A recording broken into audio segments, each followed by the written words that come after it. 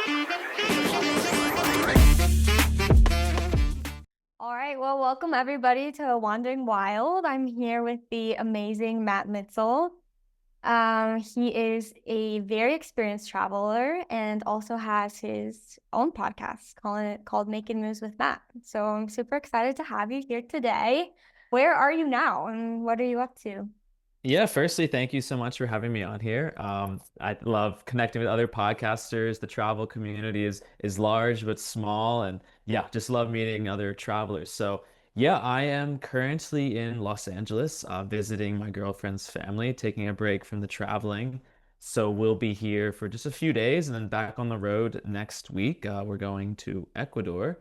Yeah, we've just been making moves the last few years, and when it's holiday time, it's just the scramble to get home wherever you're going to spend those holidays. And so, as we know, Thanksgiving is coming up, so that's where we're at right now. Awesome. How is it being with family? Do you feel like it's a nice period of grounding or does it feel chaotic to you? So for me, yes, I love the fam. I love coming back to visit and, here being with my girlfriend's family, it'll be fun for, change of scenery for Thanksgiving. I think being at home though with other friends, I think they don't understand the travels. I yearn for these conversations, which I'm imagining we're gonna have today about travel and all the places I've been and me talking to other people about where they've been. And being at home to me symbolizes not having those conversations because love the boys. They don't care about my travels. They don't think to ask me anything. And, for me, it's just, I don't know. I bet you I will feel closer to you today than I will with the boys all my life because we can have those conversations. So for me, yes, I love being home to visit, but at the end of the day, you're always looking for the next adventure. I'm from a small town in Maryland. So yeah, the people there aren't really traveling. So being at home is like, yeah, where are we going next? So yeah, but it is cool. I think it's a nice balance between, the running around and just being, grounded for just a little time, no matter how short or long it may be. Right, totally. I feel the same way. I'm actually visiting family myself right now. And it is like nice, have my own room, something I don't always have, and a nice bathroom and place to put my clothes and but definitely, yeah, like you said, I'll start talking about my travels and I'm like, yeah, like this was just amazing because blah, blah. And they're like, oh, cool. So do you know what you're gonna do like for work? And I'm like,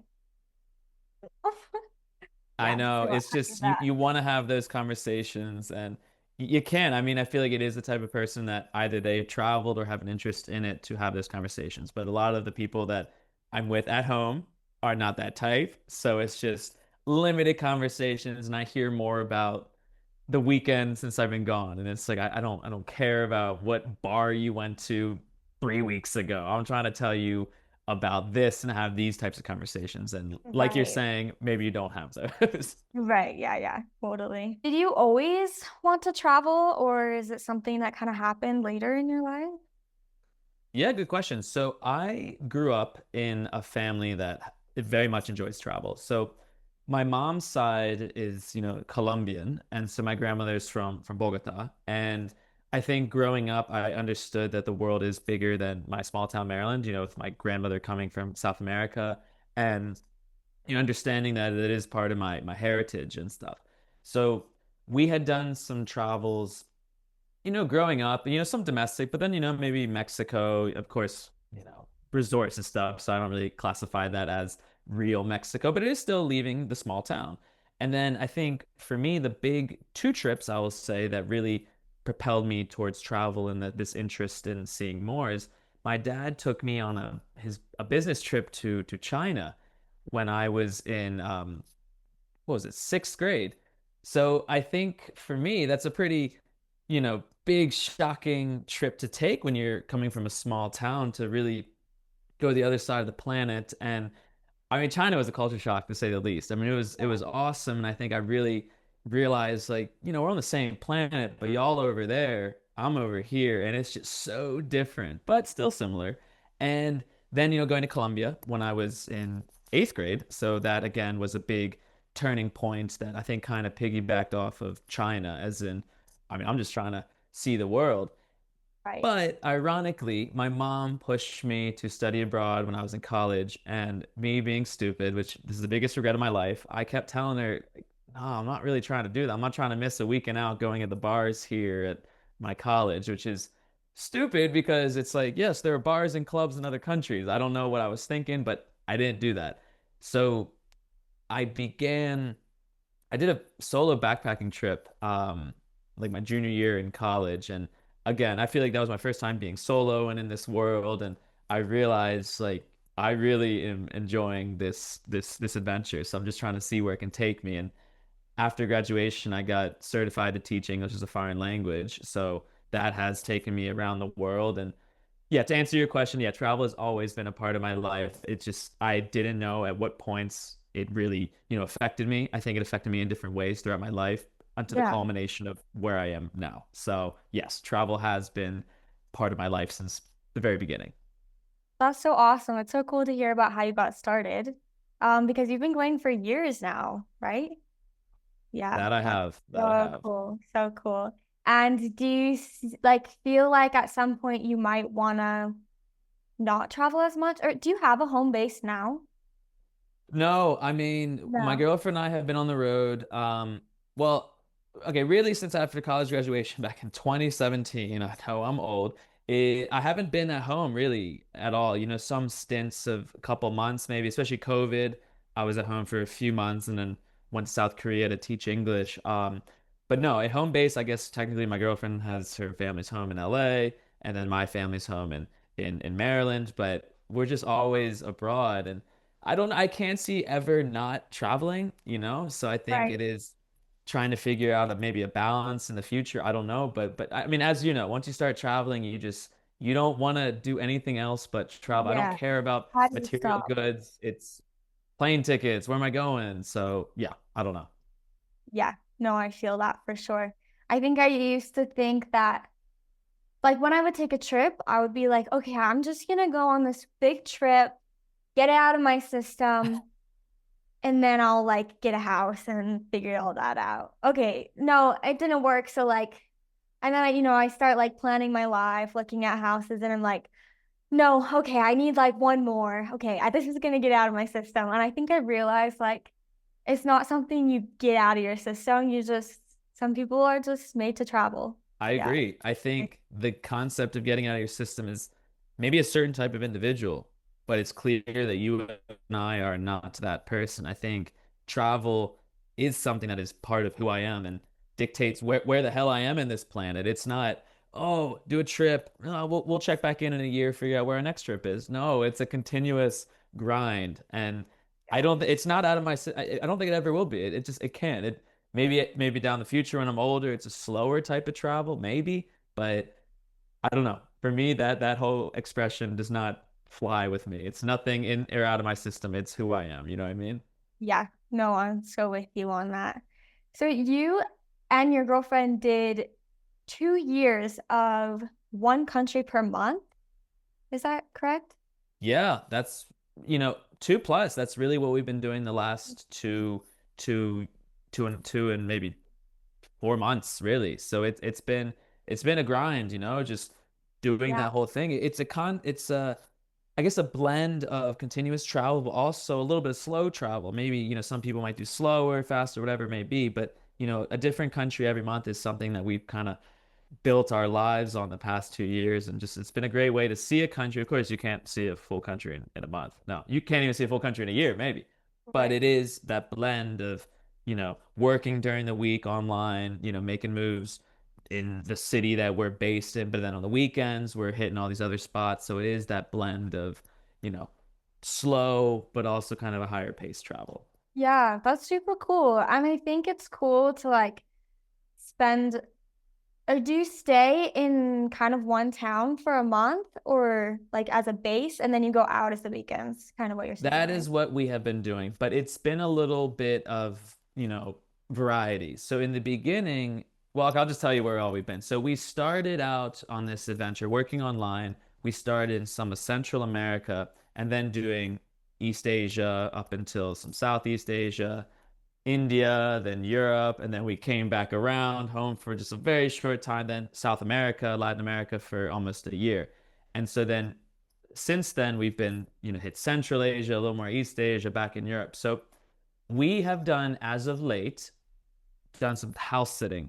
So with house sitting, trusted house sitters, that's an Mhm. awesome application. If you know or people listening that don't know, I highly recommend it. It's part of the game.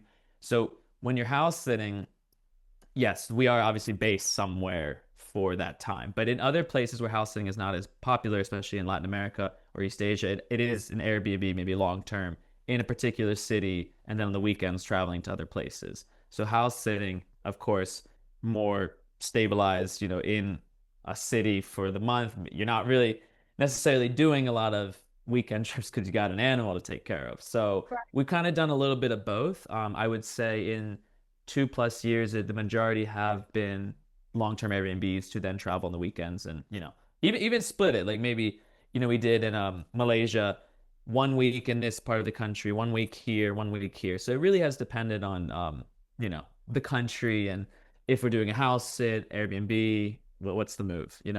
Right, lots of different things. Do you feel like when you stay longer in one city, you get to experience more of what it would be like to live there as opposed to be a tourist there? 100%. I think, my first bits of travels was, I still don't like to refer to myself as a tourist. Yes, I am, but, more the traveler component. But Right. after I lived in Spain, South Korea, and Turkey to teach English, two of those times with my girlfriend, and then the first one solo. And that was my first time living in a particular country or city where it is you are part of the hustle and bustle. You are not there temporarily. I mean, yes, you are for the year, but it really is you get to do things that maybe a tourist that's only there for a week will not be able to do. You find your local cafe, your local bar, whatever it may be. So then after that, doing this 1 month in a different country, it is obviously a little more, jam packed. It's only a month, but you do have those elements of in a month's time, you can find a network, find all the things that I previously mentioned.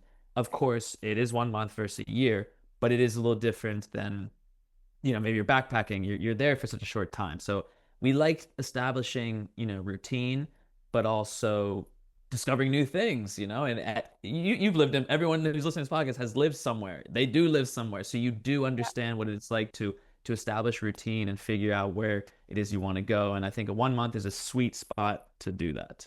People may think otherwise, but from our experience, I do. Yeah, no, I agree. I do work exchanges a lot, and that's kind of like, yeah, I feel like 1 month is kind of the perfect time frame for me as well in one spot. Yeah, that's super. 100%. And how do you choose the countries you want to go to? So for us, Google Flights has been a big one, So it's I don't know. I feel like in this lifestyle that we have, it really is, maybe we have conversation before we figure out where we're going. Where do you want to go? I don't know. Where do you want to go? And so from there, we might look at Google Flights, see what the best options are. Or, especially if you're doing more expensive areas, let's say Europe or well, Singapore or something like that, if a house sit opens up, we're going to, you know, repel to that, gravitate to that area. So like in Singapore, we spent, a couple weeks there, which if you're on a budget, maybe a little more difficult to go to, but we did a house sit there. So it was okay, we want to hit, Singapore because we have a goals to hit all these countries, but in terms of budgeting, we weren't going to spend all that time there unless we had a house sit. So that's why we went there. Dubai too. How long we spent in there? Well, we got a house sit, so we're going to do it there. So it's a mixture of things. How expensive is a country? What's up with the visa? Do we have a house sit? What are the Airbnb? Are there a lot of options? So it's a lot of variables, but we take that all into account before we select a new place. That's so cool. How does the house sit work? I'll tell you because Yeah, listen, for y'all I'm listening interested in and this. yourself, got a 25% off code for y'all. I cannot stress it enough. We have done it in 16 different countries around the world, in Kazakhstan to the big lights of Kuala Lumpur, Malaysia, and everywhere in between. So what you do is you sign up, and so for 1 year you pay about 90, maybe they upped it, but I'd say between 90 and $100, which people might say, "Oh, I'm on a budget." Sounds like a lot. Yeah, it pays for itself within a night or two, depending on where you're going. If you're going to Singapore, what is $90 going to get you? A few nights? Well, okay, it's for the year. That's what it is. So basically, what it is, if you have animals and you're traveling and you don't want to put them in a hotel, you get someone to come to your house to watch those animals while you are out and about making your own moves. So it's the perfect exchange because it allows you to stay somewhere essentially for free. Of course, Mhm. 90 bucks, but that's for the year. Cannot stress it enough. And you are just doing what it is that you're asked to do there. So if it's a dog, okay, walk them X amount of times. Cats are easy. You might find just a straight up house sit where there are no animals. They just want you to stay at the house. We have not done that. It's very rare. I'm sure you can imagine those go very fast. So if anyone has any experience with animals, fire up an account, get on there, put a profile picture of you with an animal, whatever it may be. It might be daunting finding that first house sit. We lucked out. I think if you're a couple, it's definitely easier. Single girls, easier. Single guys, you might have to try a little harder because I know how we be. People think, we're having parties, this and that. But yes, it's just something that is part of the travel. You talked about your work exchanges.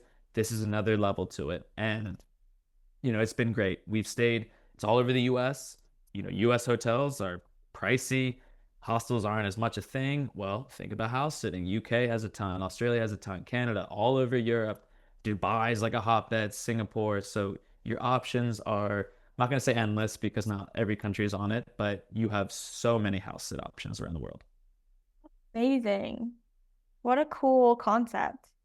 Have, 100%. have you had any bad experiences with it?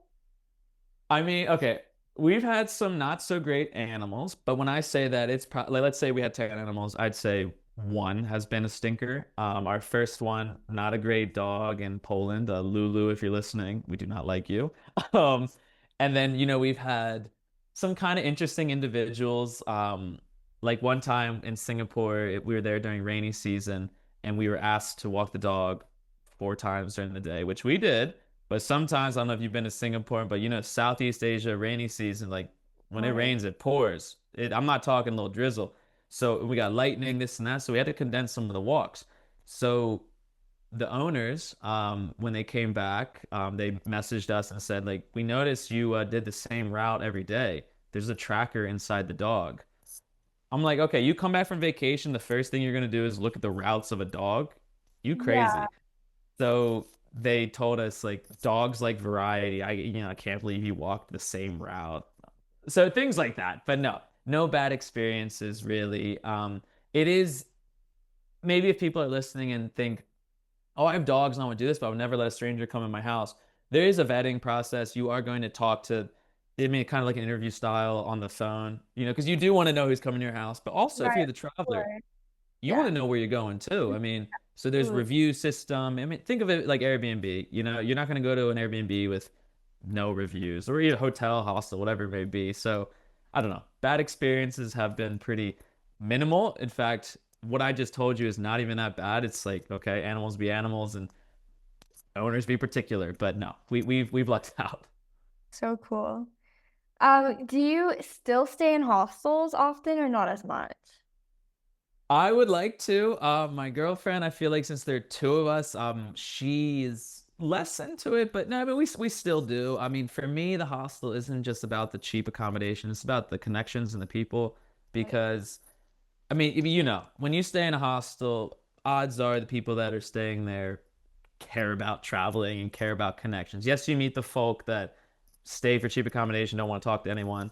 Okay, but that's what I like to do. And so most of what we've been doing the last 2.5 years, not a ton of hostels, but when we do go somewhere for a weekend, I mean, it is something I like to put on the radar because I just love connections and love, I don't know, it's so easy. Hey, where are you from? And then the conversation goes X, Y, Z. I yearn Totally. for those connections. Yeah, it is a really cool place to connect. And I always say, like, majority of the people in a hostel want to connect with you. So if you're Right. open to the connection, it happens so naturally. Of course, of course. And like I told you, I just, one night being with someone in the hostel, I have much more in-depth conversations I've had my whole life with the boys back home because we can talk travel, we can talk about anything and everything. It's just a little different. You know what I mean? Right, right, totally. And do you ever get burned out traveling so much or switching countries so much? I personally don't because for me it's part of the adventure. Yes, I say that, and it's not all peachy. You know, you have your times at the airport that I don't know delays. There's a lot of variables, things that don't go wrong. But for me, it's part of the adventure because if you're in a normal life and you're in a comfortable setting, things still don't go according to plan. It's the same thing. I'd rather have an issue being in a different country than I don't know some of the BS you might have back home. I don't know. It's just the same kind like it's not that there's two routes. It's not, oh, you do this, nothing bad will happen. You do this, you risk things. No, bad things, goofy things happen everywhere. So in terms of being burnt out, I do not. I can see how people might be. I think the packing sucks, because we unload everything, if we post up for a month and that day before, that is not fun. But I'd rather be doing that than many other things in a more stable lifestyle. I don't know. But for me, it's all part of the adventure. Yeah, every life has its 100%. challenges, but Hmm. it's just the ones you choose. Yeah, Exactly. yeah. 100%. So cool. Does the novelty ever wear off for you? Sorry. It sounds like you guys stay pretty good at, like you said, going out on the weekends and exploring. Do you ever find that you're not as excited to be in a new country or to explore? God, no. Cannot. Because new is the highlighted word. It's a new place, new experience. Even Right. like, let's say in, South America, the countries, okay, you got your Spanish, similar culture, like, but still it's a different country. I don't care if I'm in Chile, if I'm in Peru, like the night is different in each one, you know what I mean? Because you're in a different city. It's even if you're in the US, any country, if you go to different cities within those countries, there's still differences, you know what I mean? Baltimore ain't LA. So it's my, outlook is I just want to explore and I can never, unless let's say by the time I'm on my deathbed, I've hit every square inch of this earth impossible, I could never say that novelty has worn off because everything would be a new experience as every day for me is a new day. Something Right. different happens every day. No 2 days are the same. You know what I mean? Yeah, that's awesome. Yeah, there really is so much to experience and yeah, so many new things to see. Like you said, every day is new. And I think that's something that's cool about the way we live our lives. My grandma said to me the other day, she said, "Oh, well, you're not going back to real life yet." And I said, "What do you mean? I'm living in real life." And she said, "Yeah, but I just mean reality where you like do the same thing every day and like have the same job every day." And I was like, "Oh, I hope that's never my reality." But Yeah. for some people it is, and I think maybe some people enjoy that, having being their lives being predictable and but something I love about my life is that truly every day is different. Right. And spontaneity is key and just being open to things. And I don't know. Like that's a bleak outlook what you just told me. Like, no, I don't want it to be Monday, Tuesday, Wednesday, Thursday, Friday, it all blends together to be one day. No, let's say I'm in a situation where I am maybe blending. No, I still there needs to be something different per day to make it worthwhile. I don't want to wish away days. Oh, like what you're saying, back to real life. No. Real life is happening right now. It's just what you make of it. No. I don't want it to be A or B. You go out and do your own thing. I don't know. No, absolutely. Do whatever you want to do and yeah, it's all real life. Yeah, there ain't no fake life or partial life. No. You wake Exactly. up, that's life. Yeah, if we're doing it right now. 100%. You taught English one time alone and then two times with your girlfriend. So, okay, Spain, it was about a year and a half, so two different contracts, two different like stints. But yes, when I say one time, yeah, one country. And then Korea, that's actually where I met my girlfriend. I was there for okay, for when you go to Korea, you sign it's a 1 year contract. I was there for the first 6 months and then she pulled up. So we were there at the same time. I wouldn't necessarily say we weren't necessarily together, but then we moved to Istanbul and in Turkey together to teach English, have that same kind of life. But yes, Spain was all me and then Korea is all me too. Just happened to meet her, you know what I mean? Yeah, that's so cool. So you met taught teaching English. We did. That's correct. Oh, so cool. I think it's so cool that you found someone to travel with. I guess maybe not everyone feels this way, but for me, I get maybe I'm so used to solo traveling, but I can get very irritated with someone really quickly when we're traveling together. I start to feel almost like they're following me around. I'm like, what are you doing here? I But feel that.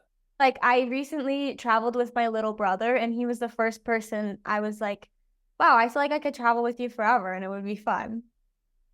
Right. It's everyone travels in different ways, and not everyone's compatible in traveling. It can be your best friend, does not mean you're going to travel together the same, way or like certain things. And I know my first backpacking trip, well, sorry, the second backpacking trip I did in Europe was with the boys. Amazing time. No regrets. But there were elements of, if it's five of you, well, what if two want to do this, three want to do that? And I feel like you guys think you got to stay together. You don't have to. But when you first start traveling, you do see what you like and you see what you don't like. And finding someone to travel with you needs to check those boxes. Otherwise, y'all might hate each other after 2 days, whatever it may be. Everyone travels differently.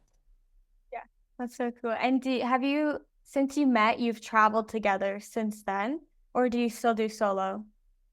I've only done solo a few times because I'm still playing lacrosse. Grew up playing all my life, and when I've been abroad, found some lacrosse teams. I always look to play lacrosse abroad. So I've done some tournaments in like Serbia. So that was like a solo trip. Flights were a little pricey from Istanbul, so I went solo. But and then recently I went to a wedding in South Korea while my girlfriend was on a cruise. So yes, that little solo travel, but I wouldn't say like what I had done before, haven't done that necessarily since. It has been together.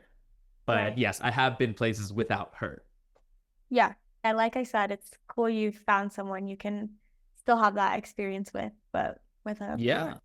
And I would also say because the way that we met, we are both living in Korea, and when we moved to Istanbul together, which is a pretty big step, but we hadn't necessarily done the traveling together. It was more the traveling was after that.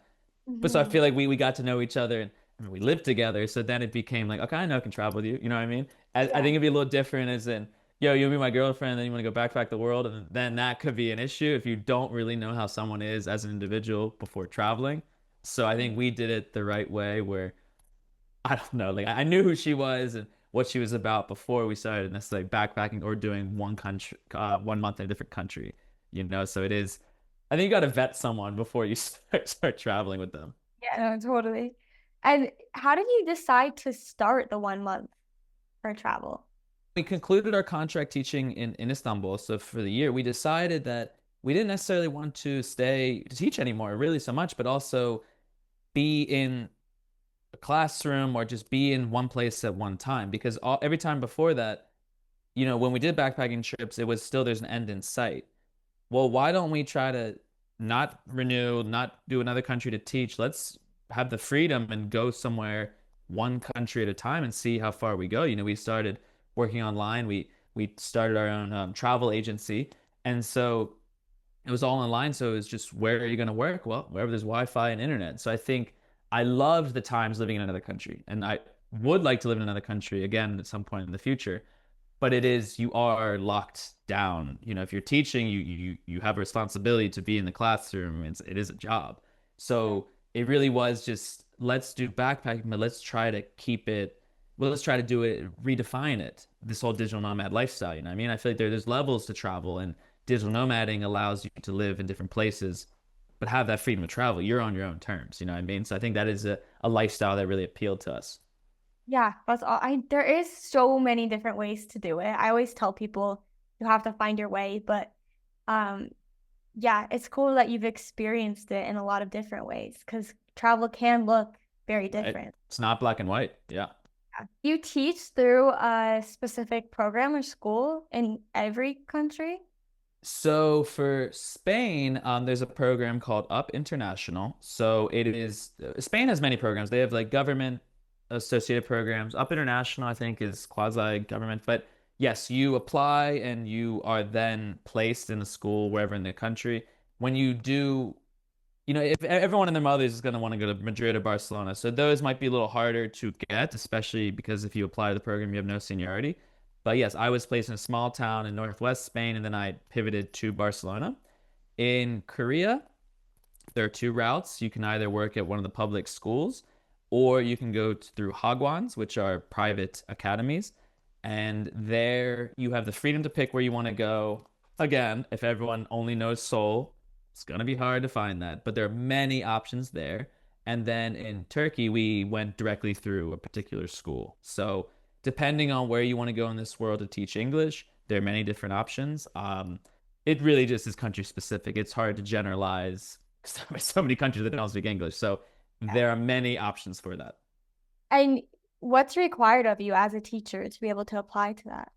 Yes. So again, depends on the country, but generally, if you need a college degree, doesn't matter what it's in. I know in Turkey you did not need one, but it was, you really kind of need some certificate, like a TEFL certificate or TESOL, and there's like many different ones. But TEFL, teaching English as a foreign language, that combined with your teaching a degree, not teaching degree, any degree from college, your bachelor's, whatever it may be, you're good.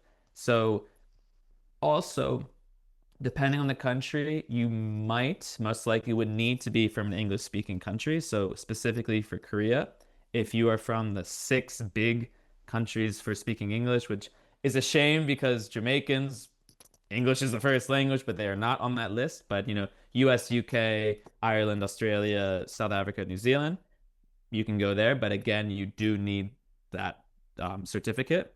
And in Spain, you could be from other different countries. I knew some Filipinos there, but yeah, it really depends. But the key, I would say, a degree and whatever, and probably a TEFL certificate as well. Okay. What were the big like teaching culture differences and what was expected of you as a teacher in each country? I imagine like you're still teaching English, but each job must have been so different from one another, I'd imagine. They were. Spain is very different from Korea, very different from Turkey. So I would say, let's say Korea. I think the Korean style of teaching is a little different than what we are used to back home. I think there it really is, they don't care if this kids are retaining the information. It's really, can they pass the test? And they need to finish the book. So many times I feel kids were getting lost and left behind because there is all about what it looks like. If y'all finish the book, you did well. Did you learn what's in the book? I don't care. You finished the book. And I think that mentality is a little different. I think the culture is much more image based, where I don't know. I saw some things, and I think it's very strict, and I think more like honor is a big, big thing out there. Where in Spain is, I think, more towards the US in terms of relaxed. I Right. know in Turkey, I was at a private school with upper class students, so their expectations were a little higher. Spain was more chill. So, I think the stereotype about siestas, yeah, that's real. Yeah. There's like breaks between the day of, all these hours where I don't know where the kids what they're doing. But Right, whereas right. Korea, it's they're in the school pretty much the whole day. There are academies where kids are there up until 10 p.m. Not that I was in that one, but yeah, I think the expectations are a little higher in East Asia. Here, Japan is like that, and China as well. So I think that that's a pretty good outlook in those three countries, I'd say. That's so interesting. Did you research that kind of stuff before you decided where to go? Yes, so Spain, because I just graduated college and I have my certificate, I've been to Spain before. I knew I wanted a Spanish-speaking country to improve my Spanish. So that was, again, I had connected with several people, heard about that. Korea was a little interesting because this was during COVID. I was doing a big backpacking trip around the world. I was in Thailand when COVID really hit the fan, so got had to go home. And it was, I'm not trying to stay here. Who is open? Korea was like the only one open there in Japan. I had a job offer for Japan, heard some nasty things about that because the work culture in Japan quite toxic. Korea a little less, but yeah. So it wasn't like I had many options, and amazing time in Korea, but it was who's open right now? Who's hiring? And they were. And then Turkey. I had been there before, and there was job offer between there and Czech Republic and Prague. I preferred Istanbul because I think Istanbul's an incredible city, and didn't really do so much research because it's more. This is my third rodeo. I mean, whatever. I don't think it could be as toxic as Korea, and it wasn't. It was. I don't know. I'd been to the country and definitely knew how things were. So yeah, but that is something I do recommend, right? If you are interested in TEFL, and you don't have thick skin, maybe don't go to Korea or Japan, or you can't deal with pressure, maybe don't go there. Spain's an easy stepping stone. So it really depends on who you are as an individual. But yes, research is key, and someone is taught everywhere in the world. You're gonna find a network to connect with beforehand. Get that information. Do not Right. go in expecting every country to be the same or Right. comparing it to the US, because you will find out it is not. Yeah, of course. Do they give you housing? Out of curiosity. Yes, so Spain is very low wages. You're only supposed to be working 20 hours a week. You're supposed to on the visa, it's you're supposed to be studying as well. No housing unless you do a host family, which I did do the first time. Second time I did not. So little tough with budgeting because I mean, you're only getting paid at the time I went, you're only getting paid if you don't do the host family like 800 euros a month. Well, like Mhm. 500 of that went to housing, so that was a little wild. Turkey's provided, Korea is provided. In fact, if you receive a contract that does not provide, it is fake. They provide all that. You only have to pay for utilities, quite inexpensive. China would be the same way, and Japan, depending on the program you go through as well. Vietnam, Thailand, I know a lot of people that have done that. It depends, I believe. But Korea, all across the board, it is provided. Okay, interesting. And you worked with mostly children, yeah? Yes, mostly, yeah, actually in all the schools. I did from as young as two, which is crazy because in Korea, I was told I'd be working with what, 4 to 7, but if not sure if you know, but Korea, the age is different. So right when you are born, you are 1 years old. So when I found out for Korean age actually could be two, because if you were born on December 30th, you're Mm-hmm. 1 years old. And December 31st, everyone gets 1 year older because it's a new year. So you could be 2 days old, but in Korea, you're 2 years old. 2 years old. So I had 2 year olds. I was like, I got kids in diapers. What you mean? This is not four Yeah. years old. Crazy. So yes, from two up until graduation, and then Okay. yeah, everyone in between. Wait, that's so interesting because some kids are learning to talk at 2. It was crazy. It was because again, if you are two, like, because you had a mixture. The December 31st kid would be in the same class as other kids that year, when in reality, it's this kid is 2 years old, 2 years old Korean, but he's like 2 days old Western age. So it was kind of a crapshoot. You had kids Yeah. in diapers with kids that are not, because again, the age is like goofy. So yeah, it was crazy. Wait, that's so interesting. I never knew that. Neither did I. Neither did I. Because when you're in Korea, if you ask someone, because age is a big thing, when they say, "How old are you?" The next question is, "Wait, Korean age or Western?"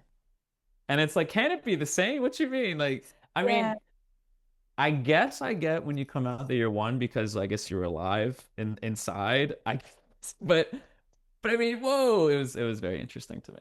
Wait, I imagine the New Year's celebration there would be really big because it's everybody's birthday. Everyone's birthday. It Yeah. was more just the new year because I think at that point it's like that was the second part. It's like, oh, brand new year. It's not like everyone's celebrating their birth. That would be funny, but yeah, their birthday is obviously the more important day. It's more, I think, a symbolic, like, yo, we're all older, y'all, but I don't know. It's interesting. That is really interesting. Kind of cool though. I always love learning about things like that because in my head, I'm like, yeah, obviously you turn a year older the day you were born, and yeah, but in other It's places, wild. traditions, that's so cool. Like, Really interesting. side note, little tangent, but one time when I first went to Thailand, I don't know if you know, have you been to Thailand? Yes. Do you know their years are like way off from our Western year? Do you know that? Yes. Yes, but it's so confusing to me. I never quite figured it out. Okay, well, I remember I was at a hostel And I remember I thought there was a condom like on the floor of the room, and I remember seeing the expiration date, and it said like 2130 or something. I thought, what is this, like a like April Fool's joke? But then I look it up because Thailand is in like 2100 or something. So it was real, but it was just because they're in a different calendar. But I was just like shocked. And then I remember that was the first thing, and I thought, oh yeah, that's like a joke. Then I see in the newspaper the year, and then I realized, okay, I got to look this up. There got to be a different year. And that's when I found out different calendar. Oh my gosh, that's great. I love learning about things like that because I feel like every time I do, my mind is just like expanding and expanding, and I'm like, whoa, I don't know anything. Exactly. Everyone should go in with travel or in general, just understanding that everywhere is different. Be open to that. What you think you know about a place probably is wrong. Yeah, that's so interesting. Do you feel like you've changed a lot since you started traveling full time? I would say yes, because I think I look at the world differently. I think growing up, I'm sure you could probably relate, you are raised through school, through family, not family more or less, but through school to believe and the news that the world is a certain way for a certain reason. And I think that's crazy, especially now. I think traveling to places that are portrayed as dangerous or what is there, blah, blah, blah. You take everything that you hear about a particular place with a grain of salt. And I've changed as an individual about my outlook in life and the importance of travel. I do believe that travel is the best form of education. And again, an understanding that the world is not what you maybe were brought up to understand. But at the end of the day, we're all so different, unique, interesting in our own ways, but we're so similar. And I think that's something that maybe wasn't taught, maybe especially in schools, especially the mentality that we come from a country that's greatest country in the world. Right. It's called BS. And, traveling, you do see that. I mean, it's not what you had been brought up on, you know what I mean? So I look at the world differently, and I also look at people differently and have a greater understanding of, you know, the world and life and history. I'm not sitting here like I'm the wise guy. No, but I do like to look at things maybe with a different lens. It's not black and white. There are levels to it. There's never an issue that is one side, two sides. No, there are levels to it. And I think that travel has taught me that, and I live my life with that in mind. Yeah, that's so cool. Travel is, like you said, the best form of education, I believe also. I believe that, like, I know that maybe not backpacking for years on end solo is gonna be everybody's right thing, of course. But I do also believe that everyone should travel in their lives. And I think, especially growing up in the US, like you said, we're kind of taught that we're superior to any other country. I remember in school being taught, like, oh, we're the only free country. Maybe they didn't tell me that, but they said, in some way that I know. I just would think, like, I thought every other country was like, I don't know, like the Hunger Games or something. That's what, and I think as I grew up, I knew it wasn't true, but maybe subconsciously the thought was still kind of there. So when I did start traveling, it was kind of like, whoa, I've like, we're not better than anyone else. And yeah, it was a huge eye opener. And I think that it's really important to travel within your life for I, everybody. I agree. And two things I wanted to say with that. I've learned about how I describe things. I think a big thing is people like to, I know, refer to, someone, oh, that they're Asian, they're Indian. Like, no, you don't know what they are. And then to generalize that, okay, Indians are Asian, Turks are Asian, like, but everyone's image of Asian is Chinese, Japanese. And no, there are levels to it. And then I also wanted to say when people refer to places as being cheap, you need to understand the crowd that you're talking to. I remember I was at a hostel in Serbia, and I was talking about Turkey and how much I enjoyed it and how, inexpensive it was. And I remember I was talking with a group of us, and there was two Turks there. And in my mind, don't know why I said, like, yeah, Austin country's so cheap. And two of them, they said to me, yeah, cheap for you. And that really messed me up because it's when we refer to these places as cheap, you need to know the crowd. Maybe it's cheap for this country, for what we've been brought up, but it's not. And it's struggle, and people have issues, and they were dealt different cards. I didn't do anything to earn one of the strongest passports in the world. I came out the womb. That's what it is. So I think Right. people need to understand how to describe places. Maybe don't use cheap with, maybe with each other, but do not use it like know the audience. And then I also wanted to say I've learned to be very understanding of my privilege. I brought up like that, but it's I think been a larger concept that I've really developed where I can do all this that I'm doing because of my passport. The amount of people, the vast majority of the world will never travel to another country.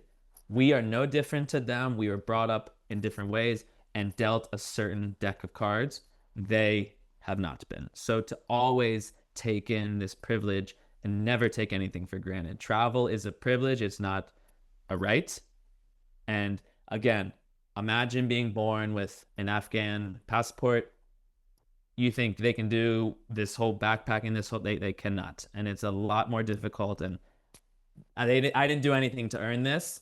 So I think just understanding and seeing the world in that light. And like you said, do not go in thinking you are superior because you are not. I don't care what country you're from. You're not more superior than any individual from quote unquote third world country. So yeah, Absolutely. Yeah, and like you said, like the passport, the currency, the wages, the education, everything. Yeah, we've been so privileged and lucky to, like you said, have come out of the womb where we did.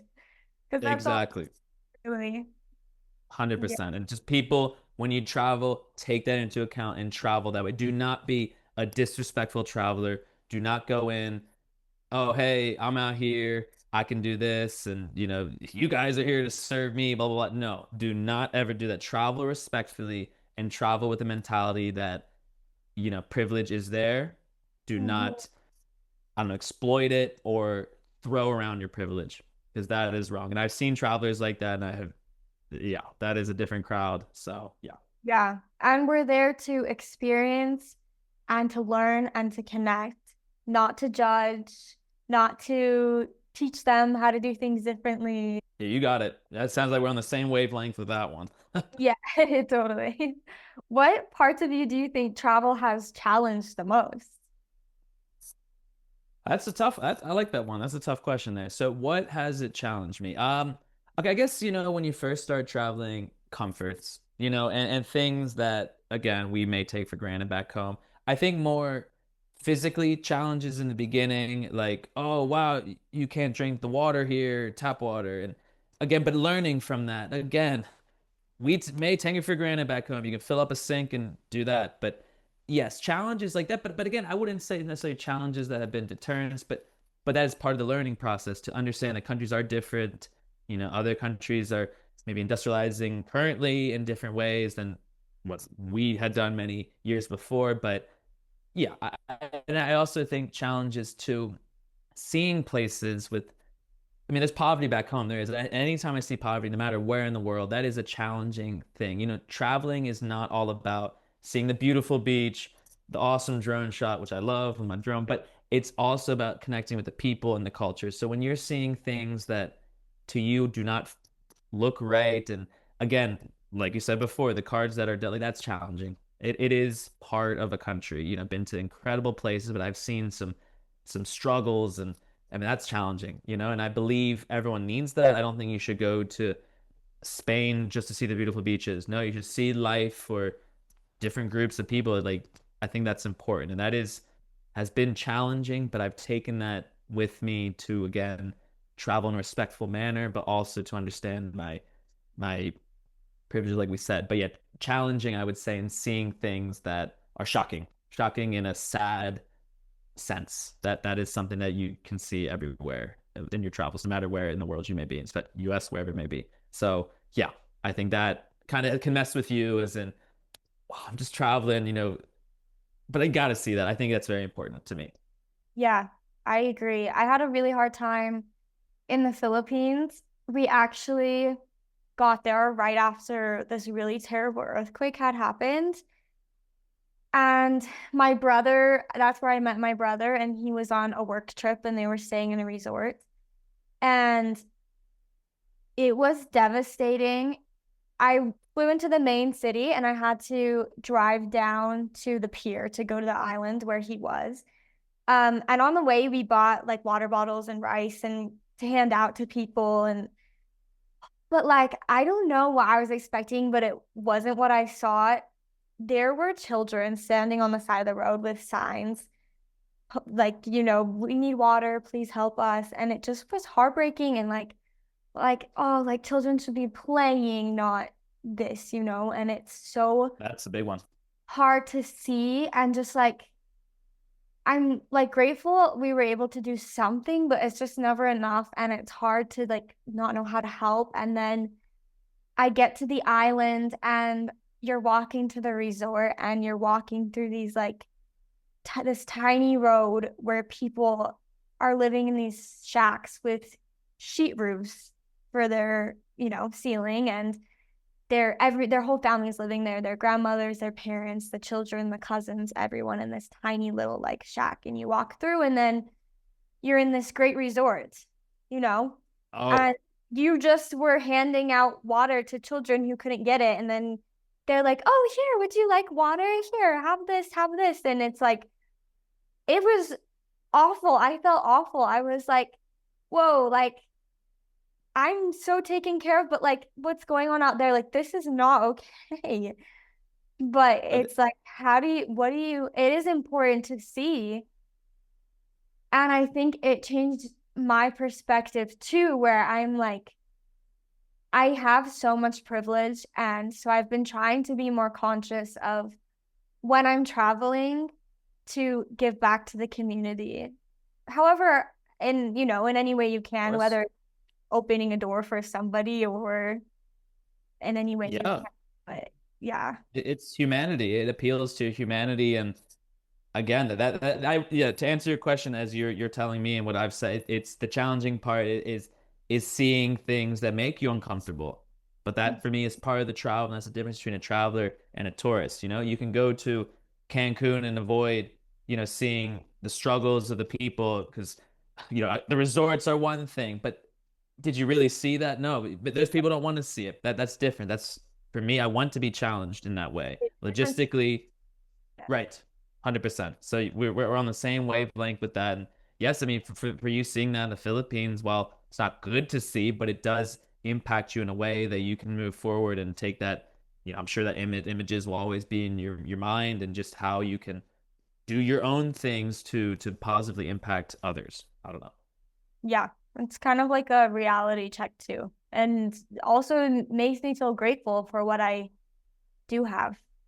Yeah, of course. And again, when you travel, you may see this, you can leave.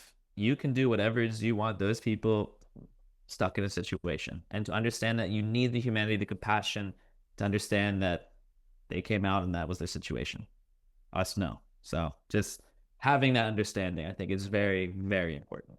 Yeah, it's so vital, I think. Yeah.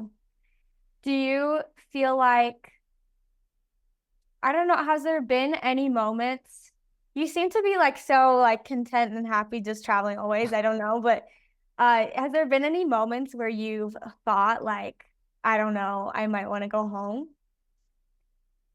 I'm not even trying to sugarcoat it as in like I know there must have been. There's not.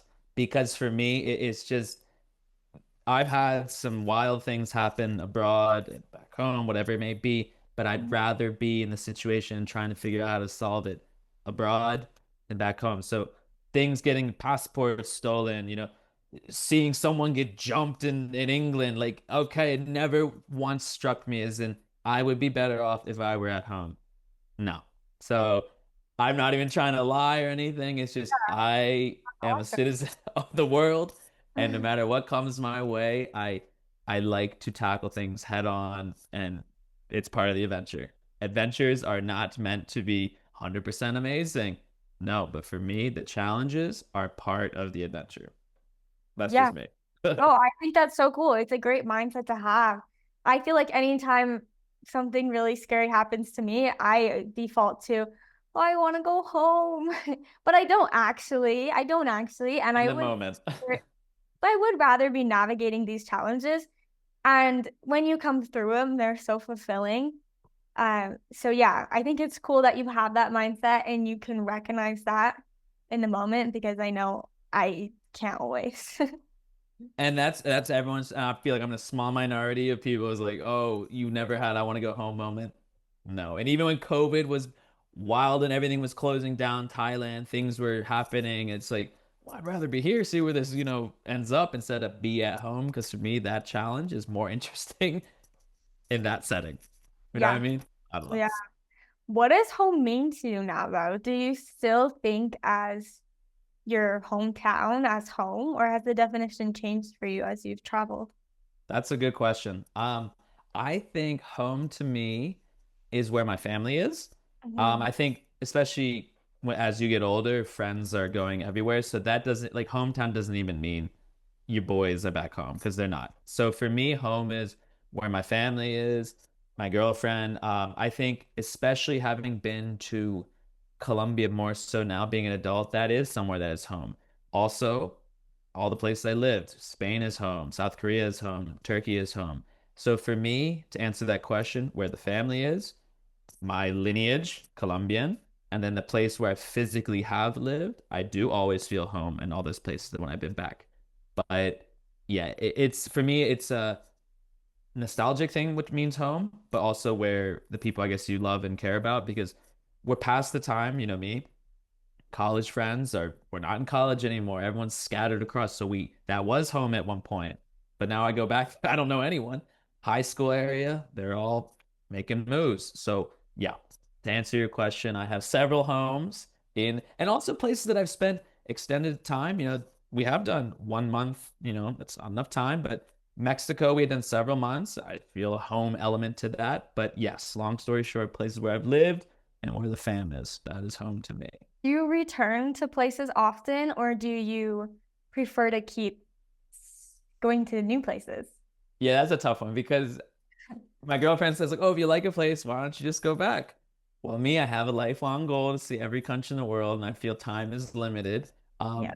But yes, the places I mentioned, the homes, have been back several times.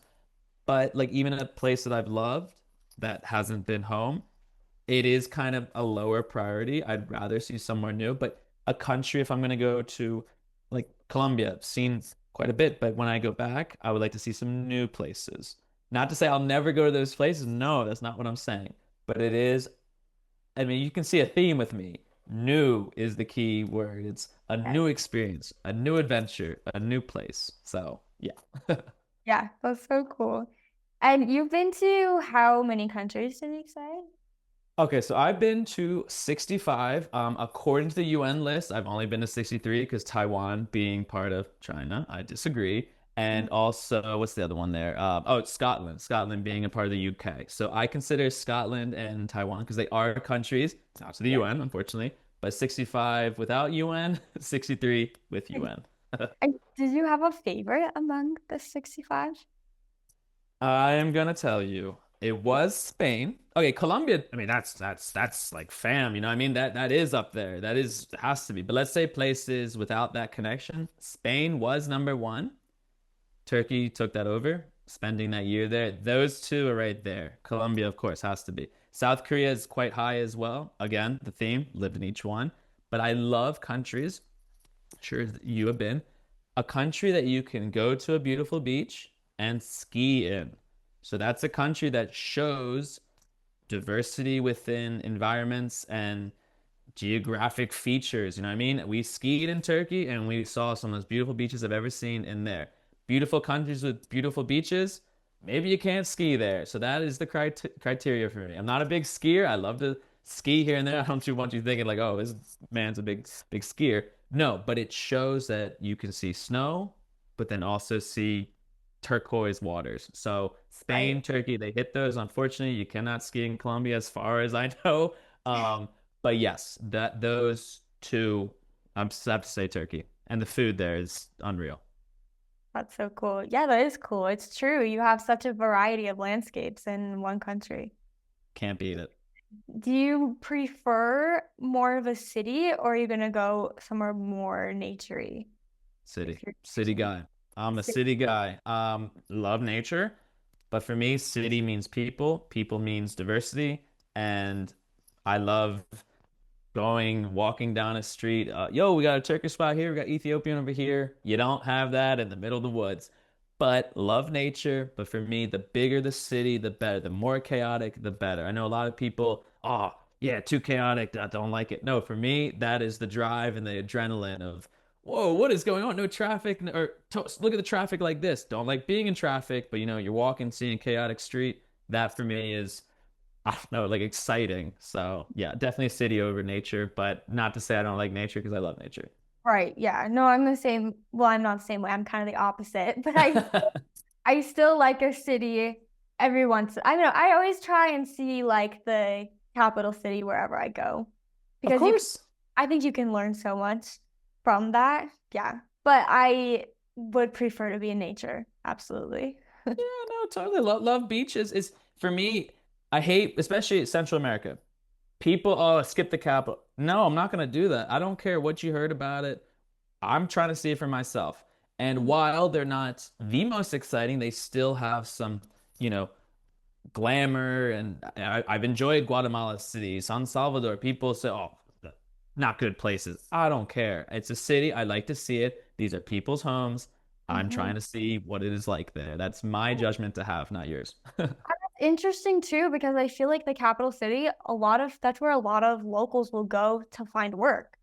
Of course, it's the most populous cities generally in a lot of these countries. Yeah, so I don't know. I think it's I always try and see it in every country because I think it's a cool Of piece of it. course, we're on the same wavelength. Again, I see it. We got a lot in common here. I see it. Oh, here we go.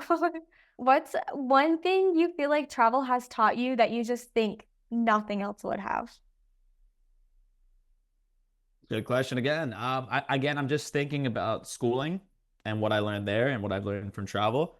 And I think just the understanding that this world is such a massive place. I think when you label a country that the people are there all the same, no, I've seen that firsthand. Spain, for the people listening, did you know there's five official languages? Probably not. You think it's only Spanish? No. No. You have different pockets of cultures, individuals, and to broad stroke something as being that, like, oh, they're Turkish. Well, they could be Turkish Kurdish. They could be this and that Arabs. Each one has its own country, dialect, this and that. So I learned that from firsthand. Just understanding diversity in different countries where everyone labels, I mean, okay, we're Americans. You understand American can mean many different things. It doesn't mean one looking individual who speaks this. It means everything. We need to take that into understanding that countries, a Spaniard, well, they could be speaking one of the other five languages, okay? Maybe Spanish as well. They don't have to look white, you know what I mean? So that is something to see on the ground because if you're going to Google ChatGPT, what does a Spaniard look like? It's probably going to say a white person looking like this. No, we cannot say an American is just a white person looking like this. No, it means so much more. So when you read a textbook, you read news, and you close your eyes and you think of someone from that country, subconsciously, it's because of what has been taught to you to understand that. Oh, Spanish is Spanish. No, I've learned firsthand, Spain Spanish is a lot different than Chilean Spanish. I've learned that someone from the northwest of Spain is a lot different from the east of Spain. So that understanding is something that I don't think you can learn, especially not in school, unless you're asking your teacher after class extra questions, doing your own research, maybe you can learn it. But that is something that I've learned, a further understanding countries, cultures, languages on the ground versus what has been taught to me. Yeah, isn't that so cool? The way travel can kind of undo all of these things we have in our subconscious that we just picked up when we were kids, you know? Maybe you don't even realize it. Of course. And it's hard to teach. I mean, you can't teach everything that there is to know. No, but it's generalizing it and kids, people, adults, whatever it may be, thinking that that is, again, it's a black and white thing. It is not. And travel has taught me that better than anything I could have ever imagined. Any book, any class, any lecture, travel has superseded those in terms of the education, I think. Yeah, I totally, yeah, that's amazing. And what has it taught you about yourself? I love these hard-hitting questions. What's taught me about myself? It has taught me to be more patient, understanding. I Mm, think not that I'm not a patient individual, but my sisters drive me crazy growing up, and I think that tested my patience. Travel has taught me to be more patient and flexible because a lot of times, especially in countries that are maybe a little more difficult to travel in, if you don't have patience, you don't have flexibility, God help you. It is something that I've learned with myself, how to be more open in terms of plans, how to be more flexible with even though let's say you're in Tajikistan, the schedule, the bus says this time. Well, you might have to wait quite a bit, but having that understanding, right? So travel has taught me that about myself and has helped me improve my patience, helped me improve my flexibility, and helped me to be have a wider lens in this world, I would say. yeah, that's so cool. Yeah, I feel like you can learn. Yeah, I don't know. Like you said, we're saying earlier, it just really is the best educator. Of course. And Yeah.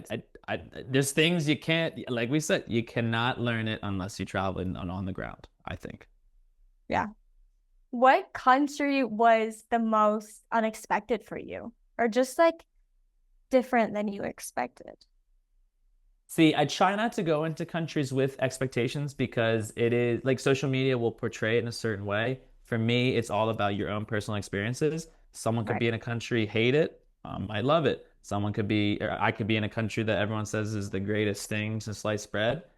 And not that I'm going to generalize the country and say I don't like it. No, no, but an experience. Like, I mean, let's say like Positano in Italy. The social media portrays it this way. I thought it was pretty, I didn't really care for it because in the videos, maybe it doesn't show the amount of people there are or the amount of Americans there are. So the country that has surprised me the most, I would say, well, I would say maybe Turkey because again, your images of what it is, what Turks are like, and having lived there, again, it's just so different, and there's so much more than what meets the eye. It's not just people doing or looking a certain way. But also, I'd say Tajikistan. We went there on a Central Asian, trip, and we met so many backpackers, especially Brits, because they need a visa to go. They're very easy, but Americans we don't. Like, oh, skip it, nothing there, blah blah blah. And again, I took that with a grain of salt. But the people there were so friendly, and I think Mm, maybe people you think like, oh, former Soviet Union, like former Russians are cold. Those people, and I think some of the other stands, I think the people were a little colder, but these people would give you the shirt off their back. They were some of the nicest people, and I wouldn't say it surprised me. Like I wouldn't have expected that because again, I don't travel that way. But it was like that country has gone way up in my list of favorite experiences and places. And I think again, I made my own experience. Did not if I had listened to any of these Brits, oh don't go, well, I would never. But I'm saying maybe in a different, realm of possibilities. It's just it doesn't make sense to me. It was this very pleasantly I can't even say pleasantly surprising, but it was just an incredible place. So I don't know. Most surprising if I had to pick. Yeah. yeah, that's so fun to hear about. It's always cool Yeah. to hear. I Beautiful country. every time I talk to someone, I'm like, I have this list in my head of everywhere I want to go, and it keeps growing and growing and growing and growing. And now you got to get to all those places. They're not going anywhere. So you get there when you get there. We will try. When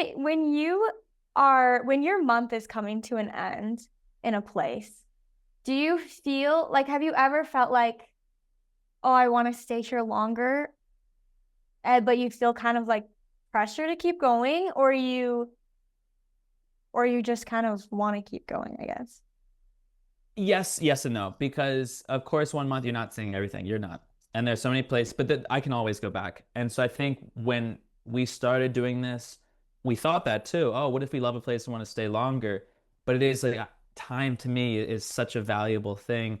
I Yeah. want to keep it. Like if we decide we're gonna do one month in a different country, I would like to stick to it. I don't care if I love the country so much. I don't want that to cut into another country. It's just I can always go back. And there are so many places out of all these places that I've been, I will be going back. I will be seeing the places I did not hit.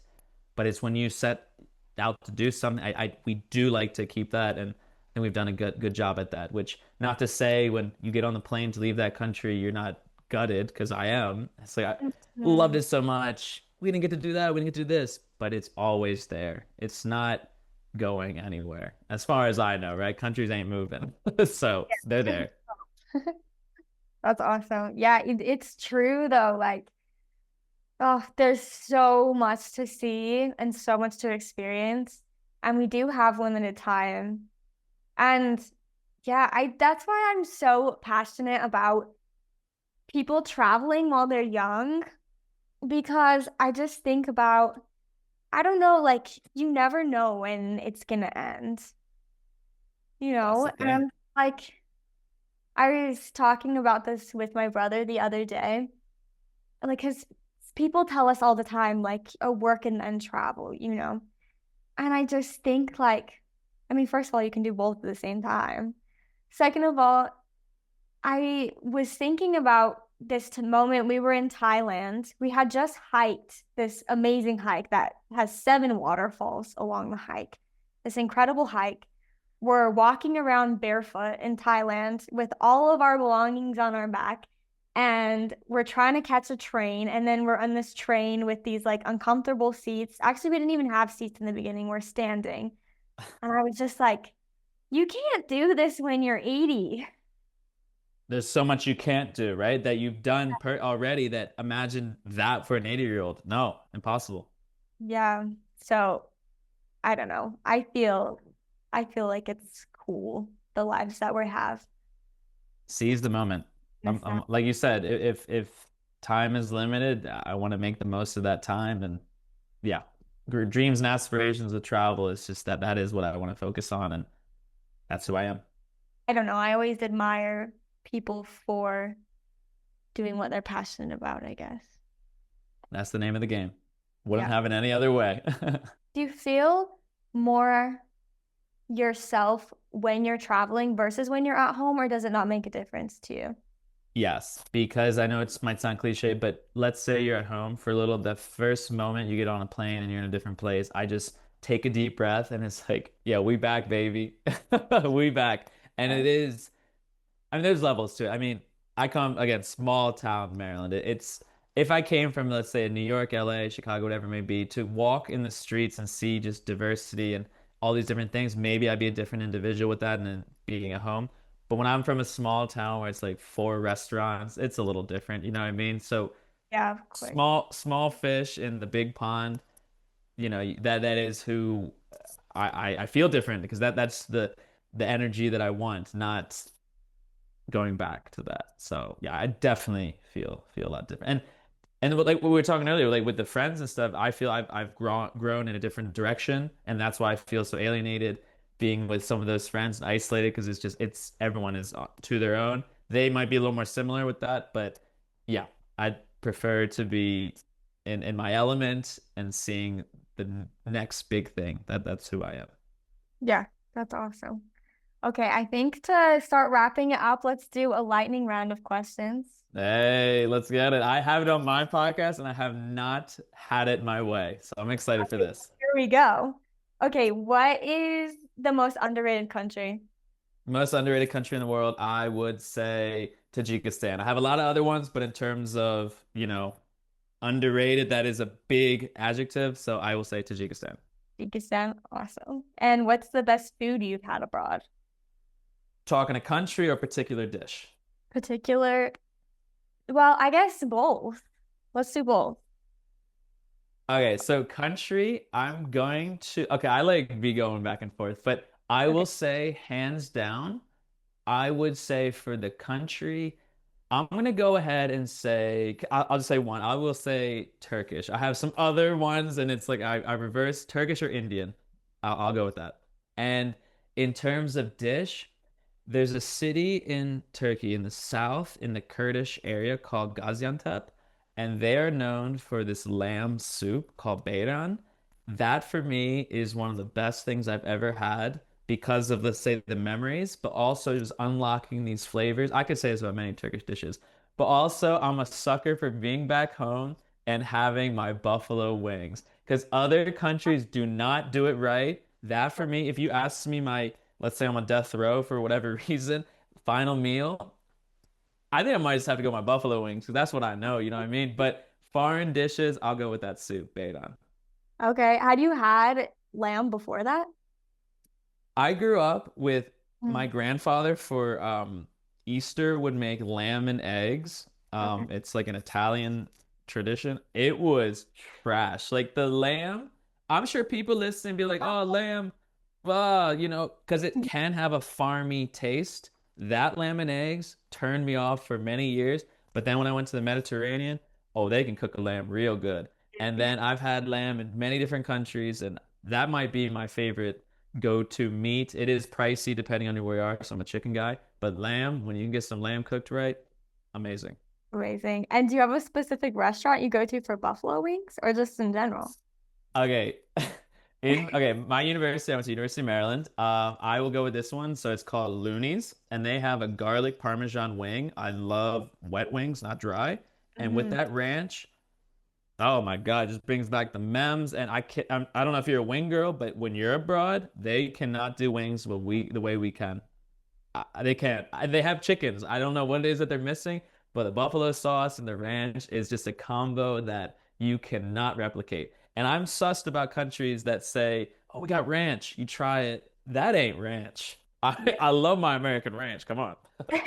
Yeah, no, I agree. I think wings and burgers Oh, too. 100%. Hard to find a good burger out of the country. A gourmet burger. That's what it is. You can get any fast food burger, whatever. But when you want a gourmet burger with, you know, Good. Hmm. funny, awesome ingredients, Yeah, US. I don't know. that's what I was most excited to eat coming home was a hamburger. Well, see, what about wings? You a wing girl? Yeah, I love wings Let's too. go. Okay, let's go. But I love the combination of buffalo sauce and ranch. So that's usually what I'll It's get. so good. It's so good. Yeah. I'm eating after this, so maybe I'll try to fire that up. Well, this is making me hungry. Yeah, well. Okay, we'll move on. What is the hardest you've laughed in the past? I mean, this is so like you can answer the whole time you've been traveling, or we can say the past year, because I know that's so general. Okay, that's a hard one because my life is funny. I think okay, we'll say this. I mean, many funny times, but for Vietnam, you need a visa, and I have autofill on my computer. Oh, So no. I am Matthew Christopher Mitzel, but I am Matt. And so when I type things, unless it's an official document, it's Matt.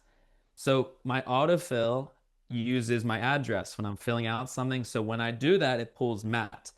I stupidly did not check what I submitted. I typed Matthew Christopher Mitzel, but when it came time to the address, it must have pulled Matthew Mitzel, omitted my middle name. And so we get to the airport and they tell me, yeah, you can't get on this plane. I said, huh? They said, your visa doesn't match your passport. I said, what you mean? Christopher was missing. And Oh, wow. so I had to pay. I mean, the visa's like 20 bucks. They said, oh, no problem, sir. We can get you an emergency visa. I said, how much? They said, oh, it's 250. And I said, huh?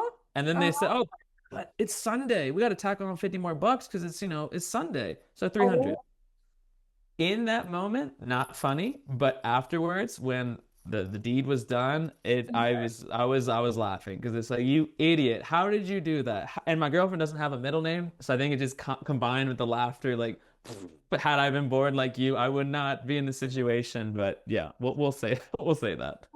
that is so funny. My grandparents just showed me this comedian act. I try to think of his name. His name's Nathan. I don't remember his last name. Maybe you could find it. You should watch it. But he had the problem where he tried he put Nate instead of Nathan and they wouldn't let him on the airplane. I gotta see that because that's what happened to me. Yeah, you So should look it up, see if you can find it. double check your name. Yeah. Everyone, double check your name, your address. Don't be playing around. Don't make the same mistake I did. We had plans on going to Vietnam instead of Thailand, my brother and my friend who I traveled with for a few weeks. My brother didn't put his middle name. My friend didn't put his first name somehow. Then my brother got his approved, and my friend accidentally, not accidentally, but he used his passport card, not his actual passport. So then that was a problem. And then we finally, all of ours are approved. We get to the airport, we hand them everything. They hand the boarding passes to my brother, and then they look at me and go, your birthday on your visa is 2025. What? So you Yeah, so I'm like, how did I miss that? And how did it get approved? Like, obviously, I wasn't you born. got approved. And I was like, well, clearly that's like, can we just change it? And they're like, no, there's nothing we can do. That's crazy. Yeah, so that's funny because it's again, when you think about, I mean, I'm not 0 years old. What? Yeah, it's crazy. Visas, what are you gonna do? Yeah, so double check your information when applying for visas. Also, double check if you need a visa because I don't know why. I just didn't look at it until like the week before we were supposed to leave. If I had planned like when we had 3 weeks early, when we had planned to go to Vietnam, it probably wouldn't have been a big problem. But At least you did check a little before because I did a overlanded Georgia to Armenia. Was we don't need one, but this Canadian I didn't know, found out at the border. He tried to be slick, like, yo, how much is it? Like, no, it's an e-visa. Get the hell out of here. And so he got denied at the border. Don't know what happened to him. But yeah, that's yeah, privilege though. That is privilege. When you don't think about I can go anywhere, right? That is privilege. So yeah, yeah. be mindful. Just assume you can just get in anywhere. Exactly. Be mindful.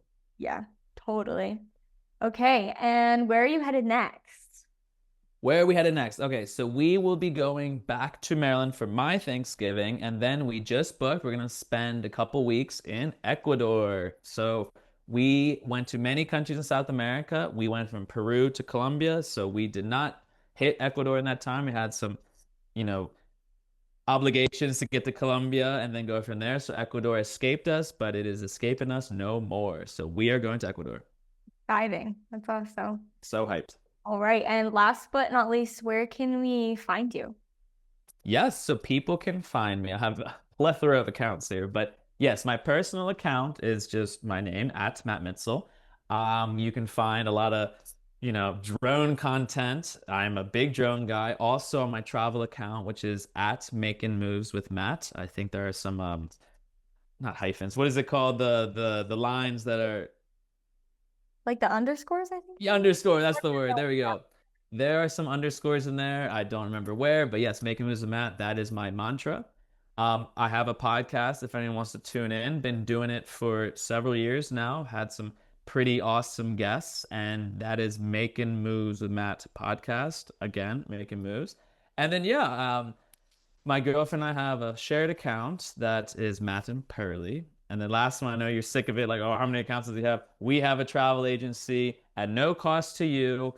We can plan everything. We've done honeymoons, bachelor parties, whatever it may be, and that is at Trusted Travelers. We are trusted individuals when it comes to travel. So come and find us if you're trying to make some moves.